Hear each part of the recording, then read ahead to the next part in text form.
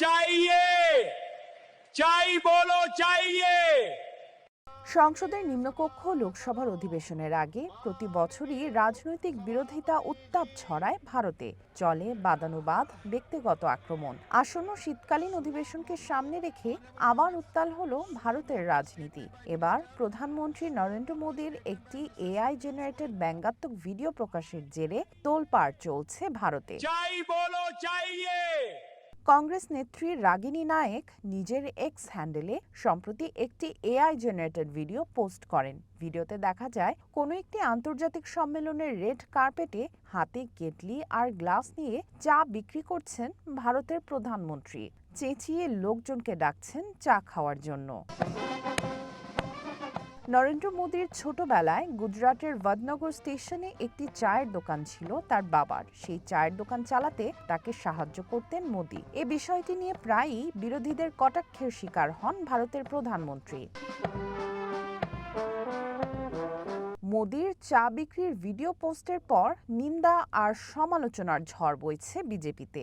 তীব্র প্রতিক্রিয়া জানিয়েছেন দলের বেশ কয়েকজন নেতা। কংগ্রেস নেত্রী রাগিনী নায়েক প্রধানমন্ত্রী মোদীর অতীত নিয়ে তাচ্ছিল্য করেছেন বলে ক্ষোভ ঝেড়েছেন বিজেপি মুখপাত্র শেহজাদ পুনাওয়ালা।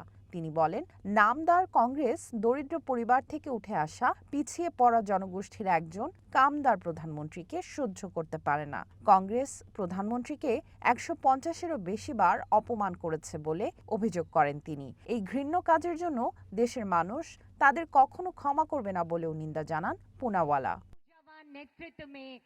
এছাড়া বিজেপির আরেক জ্যেষ্ঠ নেতা CR কেশবন বলেন, নায়েকের পোস্ট কংগ্রেস নেতৃত্বের জঘন্য মানসিকতাকে তুলে ধরেছে। ভারতের জনগণ যে নরেন্দ্র মোদীকে ক্রমাগত আশীর্বাদ ও নির্বাচন করছেন, বারবার জনগণের কাছে প্রত্যাখ্যাত হওয়া কংগ্রেস নেতৃত্ব ও রাহুল গান্ধী তা মেনে নিতে পারেন না। এই ভিডিওকে ১৪০ কোটি ভারতীয়র প্রতি গুরুতর অপমান এবং পিছিয়ে পড়া জনগোষ্ঠীর ওপর কংগ্রেসের সরাসরি আক্রমণ বলেও অভিযোগ করেন জ্যেষ্ঠ এই বিজেপি নেতা।